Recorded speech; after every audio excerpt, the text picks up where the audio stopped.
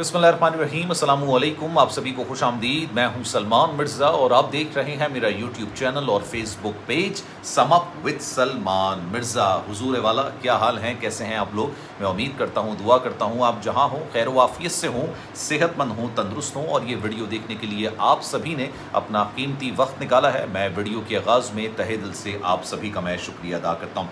जनाब, भारत का शहर है बेंगलोर। यहाँ से 4 लोगों को हिरासत में लिया गया है। मियाँ बीवी हैं और जो बीवी है उसके माँ बाप को भी हिरासत में लिया गया है। और कहा जा रहा है कि पिछले 10 साल से ये चारों हिंदू बन के हिंदुस्तानी की हैसियत से भारत के शहर बेंगलोर के अंदर रह रहे थे। लेकिन असल में इनकी हकीकत ये है कि ना ही ये हिंदू हैं और ना ही ये हिंदुस्तानी है। इनका असल ताल्लुक पाकिस्तान से है, ये पाकिस्तानी है और साथ साथ इनका मज़हब भी इस्लाम है। लेकिन कहानी यहाँ पर ख़त्म नहीं है।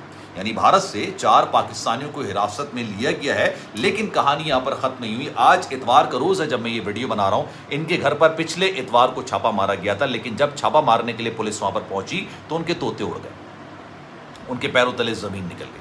क्योंकि जब ये घर के अंदर दाखिल होते हैं तो पता चलता है कि जनाब ये एक ऐसे फ़िरके को फॉलो कर रहे थे जो कि रूहानी पेशवा, जो इस फ़िरके के रूहानी पेशवा हैं, वो अपने आप को इमाम मेहदी के हैसियत से पहचानते हैं और उनके फॉलोअर्स उनको इमाम मेहदी के तौर पर मानते हैं और उसी के मामलात को ये आगे लेके चल रहे हैं।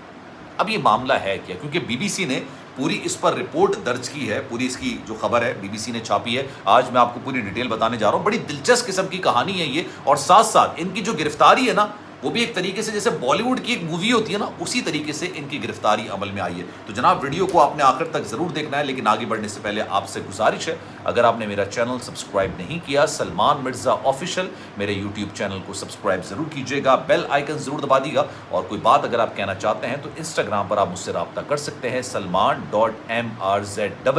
ये मेरा इंस्टाग्राम अकाउंट है, चाहें तो फॉलो कर लीजिए। मैसेज जो आप करेंगे, मेरी कोशिश होगी कि आपके मैसेज का रिप्लाई मैं ज़रूर करूँ। जनाब, हुआ ये 4 लोगों को हिरासत में लिया गया। पहले मैं उनके नाम बता देता हूँ आपको। उनका असल नाम राशिद अली सिद्दीकी, जिसकी उम्र 48 साल है। इसकी बेगम है जो कि 38 उम्र उसकी है, तकरीबन 38 होती है ना, 38 उसकी उम्र है। आयशा हनीफ उसका नाम है। 2011 के अंदर इनकी शादी होती है, ऑनलाइन इनकी शादी होती है। और जब इनकी शादी होती है तो राशिद अली सिद्दीकी कराची के इलाके लियाकताबाद का रिहायशी होता है। और इसकी जो बेगम है आयशा हनीफ, ये बांग्लादेश के अंदर होती है। आयशा हनीफ के वालिदैन हैं, जिनमें से इनके वालिद का नाम है हनीफ और इनकी वालिदा का नाम है रुबीना। इनको भी हिरासत में लिया गया है। अब जनाब, बेसिकली होता क्या है, ये भारत के शहर बेंगलोर में, जिसका इलाका है राजापुर, यहाँ पर रिहाइश पजीर थे। और तकरीबन आप समझ लें कि 8 साल से यहाँ पर रिहाइश पजीर थे। 2014 के अंदर ये भारत के शहर दिल्ली चले गए थे, लेकिन 3 साल के बाद इन्होंने बेंगलोर शिफ्ट हो गए थे और वहाँ पर जाके सकूनत इख्तियार कर ली थी। इनके पास भारत का आधार कार्ड मौजूद है, भारत का पासपोर्ट मौजूद है, जिस पर इनके जो नाम लिखे हुए हैं, राशिद अली सिद्दीकी का नाम शंकर शर्मा लिखा हुआ है, आयशा हनीफ का नाम आशा रानी लिखा हुआ है, हनीफ का नाम जो है वो राम बाबू शर्मा लिखा हुआ है और रुबीना का जो नाम है वो रानी शर्मा लिखा हुआ है।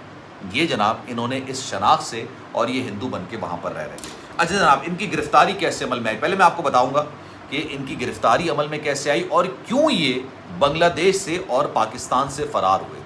बांग्लादेश के अंदर इन्होंने भी सकूनत इख्तियार की थी, लेकिन जो इनका फ़िरका है ना, जिस तरह की ये तबलीग कर रहे थे, तो ये वहाँ से इनको भगाया गया, मारा गया, या जो भी आप कह सकते हैं, इनको वहाँ से रहना उनके लिए मुश्किल कर दिया गया था, ये वहाँ से भाग गए थे।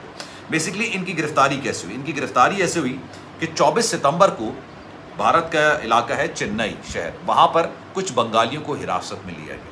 ये बंगाली जाली पासपोर्ट के ज़रिए बैरून मुल्क का सफ़र कर रहे थे, तो इसी दौरान इनको एयरपोर्ट पर हिरासत में ले लिया गया। इनसे जब पूछगछ की गई, इनसे पूछा गया कि भाई तुमने ये जाली पासपोर्ट और आधार कार्ड कहाँ से बनवाए, तो इन्होंने जनाब तोते की तरह बोलना शुरू कर दिया। जब इन्होंने बोलना शुरू किया तो उसी में ये राशिद अली सिद्दीकी और आयशा हनीफ का भी मामला निकल कर आया। इनका एड्रेस लिखा था। पुलिस इनके घर के अंदर दाखिल होती है। जब छापा मारती है, इनसे पूछती है भाई आपका नाम क्या है? ये कहते हैं जनाब मेरा नाम शंकर शर्मा है। कहते हैं अच्छा ठीक है, अपना आधार कार्ड लाइए। आधार कार्ड दिखाते हैं, पासपोर्ट दिखाते हैं, जाली साबित होता है। पुलिस इनके घर के अंदर दाखिल हो जाती है। पुलिस घर के अंदर दाखिल होती है तो देखती है जनाब इनके घर के अंदर मेहदी फाउंडेशन इंटरनेशनल का बोर्ड लगा हुआ है। ये मेहदी है ना, ये और जश्न यूनुस की इनके प्ले कार्ड्स और ये तमाम चीज़ें अंदर लगी। तब इनको अंदाज़ा हो जाता है कि जनाब ये बेसिकली हैं मुसलमान। अच्छा, और मुसलमानों में भी एक ऐसे फ़िरके से ताल्लुक़ रखते हैं जो क्योंकि मैं اتنا زیادہ پڑھا لکھا انسان اسلامی تعلیمات کے حوالے سے نہیں ہوں، آپ ہی زیادہ بہتر طریقے سے بتائیے گا کہ یہ اسلام کے دائرہ کے اندر آتے بھی ہیں یا نہیں آتے، لیکن یہ خود کو اپنے آپ کو مسلمان تصور کرتے تھے، مانتے تھے۔ اچھا جناب، ہوتا ہی ہے مہدی فاؤنڈیشن انٹرنیشنل، یہ جو تنظیم ہے نا، یہ 1980 میں لندن میں بنائی گئی۔ ان کے ایک روحانی پیشوا ہیں جن کا نام ہے ریاض گور شاہی۔ یہ اپنے آپ کو امام مہدی کے طور پر پہچانتے ہیں اور اپنے آپ کو امام مہدی کے طور پر یہ متعارف کرواتے ہیں، اور ان کے جتنے بھی چاہنے والے ہیں، یہ جو فالوورز ہیں، وہ ان کو امام مہدی کہتے ہیں۔ اچھا جناب، ان کا جو یہ فرقہ ہے نا، یہ تمام مذہب یا مذاہب کو تسلیم بھی کرتا ہے، مانتا بھی ہے، لیکن یہ محبت کا، پیار کا پرچار کرتے ہیں۔ ہر مذہب کے اندر محبت اور پیار کی بات کی جاتی ہے، لیکن یہ جس طرح کی تبلیغ کر رہے تھے، یہ تبلیغ کرنے میں ان کو پاکستان کے اندر یا بنگلہ دیش کے اندر مشکلات کا سامنا کرنا پڑا۔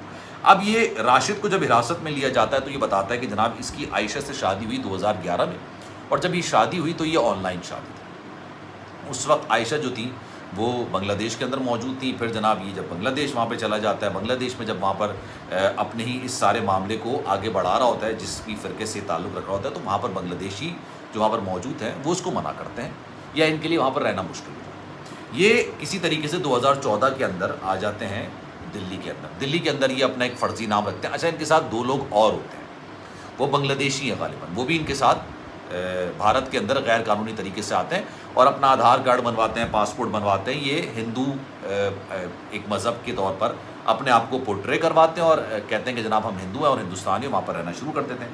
ایک شخص ہے جس کا نام ہے پرویز، وہاں سے پرویز جو ہے نا، یہ وہ شخص ہے جس نے لندن کے اندر غالباً سیاسی پناہ کی حیثیت سے اختیار کیا ہوا ہے رہائش، اور یہ بھی اسی فرقے سے تعلق رکھتا ہے۔ ان کی ملاقات اس سے ہوتی ہے۔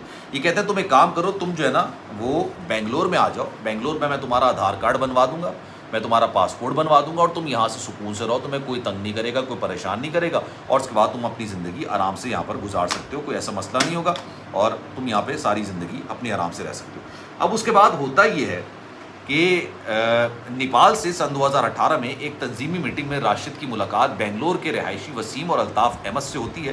ان کے مشورے سے وہ بنگلور منتقل ہو جاتے ہیں۔ بنگلور میں ایک نواحی علاقے میں وہ ولا رہنے لگتا ہے۔ اچھا، اس کے تمام جو اخراجات ہیں نا، وہ یہ تنظیم مہدی فاؤنڈیشن انٹرنیشنل یہ برداشت کر رہی ہے۔ پولیس کو بتایا گیا کہ جناب راشد صرف بنگلور میں نہیں، پورے کرناٹک ریاست میں جگہ جگہ اپنے مذہبی نظریات اور مذہبی ہم آہنگی اور محبت کی تبلیغ کرتے تھے۔